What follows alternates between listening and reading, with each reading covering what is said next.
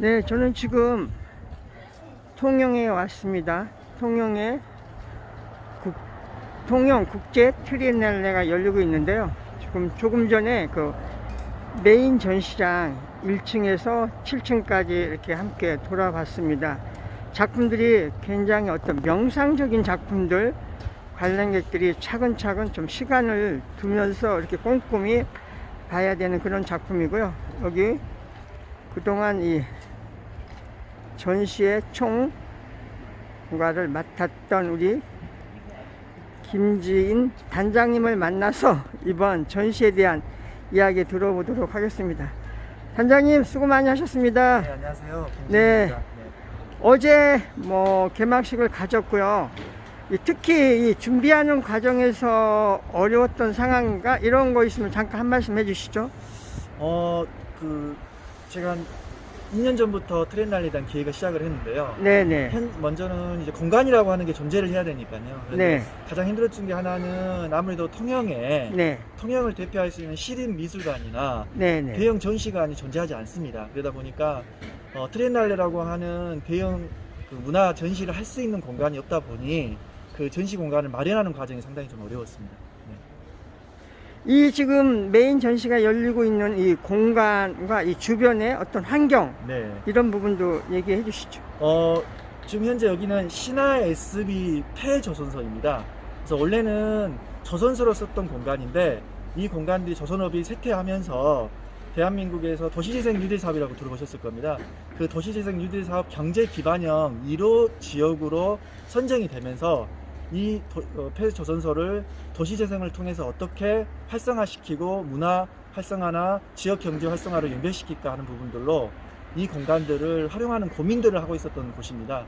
근데 마침 이 공간이 저희 현장 분석을 통해서 조사를 통해서 분석을 했을 때 재생 트리엔날레라고 하는 기본 방향을 저희가 설정을 하면서 최종적으로 이 신화비 SB 폐조선소의 공간을 저희가 주제관이 이루어지는 주제 전시 공간으로 확정해서 어제 여기에서 개막식까지 진행을 했습니다. 네, 이번 통영 국제 트리엔날레 그 큰 주제가 통영 섬 바람인데요. 이 전시에 대한 구성에 대해서 좀 이야기 들어보도록 하죠. 이번 전시 어떻게 구성이 되었나요? 네. 이번 전시는 이 신화 SB 폐조선소를 메인 공간으로 해서 이 공간에서는 기존에 썼던 용구동을 공간 재생을 통해서 주제 전시로 만들었고요. 뒤에 보면은 창고가 보이실 겁니다. 네네. 이 공간은 말 그대로 신화 SB 폐조선소에서 사업을 하면서 썼던 창고인데 네. 이 창고 또한 재생을 해서 작년부터 지역민들과 함께 레지던시 작업을 하셨던 활동할 때 예술가들이 결과 전시를 하는 레지던시 전시 공간으로도 쓰고 있고요. 네네. 그리고 이 외의 공간의 도시와 섬에서는 섬 연계 전시가 한산도와 사량도 욕지 연안서에서 이루어지고 있고요. 그리고 저희 통영에는 오칠미술관과 전영미술관이라는 곳이 있습니다. 그래서 네네. 이 오칠미술관과 전영미술관에서는 기획 전시가 이루어지고 있고요. 그리고 저희 지역에 있는 작가 270여 명이 40곳의 갤러리와 카페에서 지역 연계 전시를 52일 동안 진행합니다. 그리고 마지막으로 신화 SB 폐조선소를 중심으로 해서 주변에 통영 IC 초입에 세자트라 숲이라는 곳이 있습니다. 그 숲에서는 교육청과 협력해서 청소년들을 대상으로 하는 크리에이티브 트리엔날레 전시 공연이 52일간 진행할 예정입니다. 네, 오늘 이렇게 제가 와가지고 그 아트 토크 쇼에도 참석을 했었고요. 네. 또 아까 작품을 둘러보다 보니까 그 김정양 선생님 같은 경우 네. 이렇게 통영에서 많은 작가들이 참여하지 않았는데 참여했다고 얘기를 들었고요. 네. 또 그분이 오랫동안 어떤 자개를 가지고 해왔던 건데 지금 이제 자개에 대한 어떤 기능 이런 거에 대한 상실, 그래서 그분은 이제 그 작품을 앞으로 어떤 해화적인 재료를 이제 해서 해화로 풀어나가는 거죠. 근데 그 어떤 빙하기에 대한 네네. 이런 거를 이렇게 풀었는데 아까 보는 같은 통영에 계신 분들도 아니 김 선생이 이런 작품도 했어?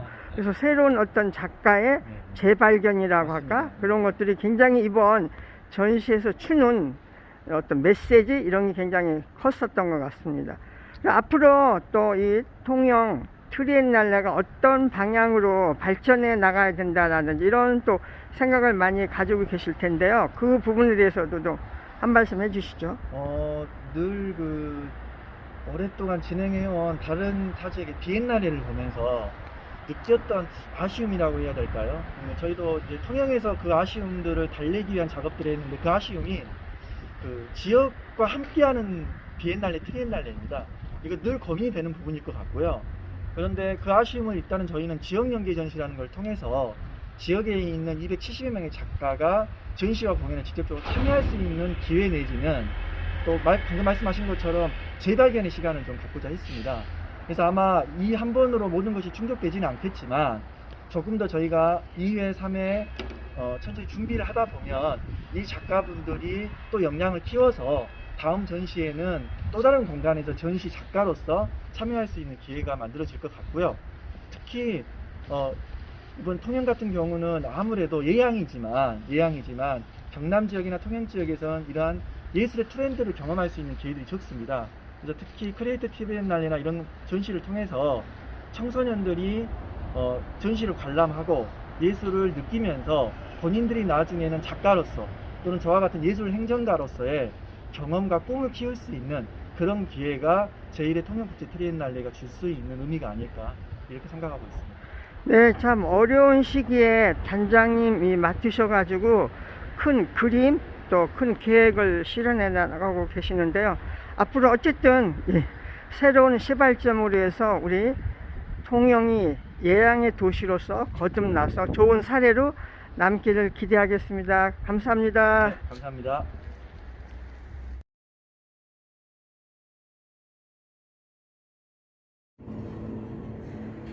네, 지금 제가 주제관 시간에 관하여 전시장에 들어왔습니다. 여기 지금 전시 이쪽 부스는 장규 선생님의 전시 작품인데요. 인피니트, 굉장히 독특한 작업으로 관람객들의 시선을 끌고 있는데, 여기 마침 작가 장지우 선생님을 만나서 이 작품에 대해서 이야기 들어보도록 하죠. 안녕하세요. 네, 안녕하세요. 오마스페이스 장지우입니다.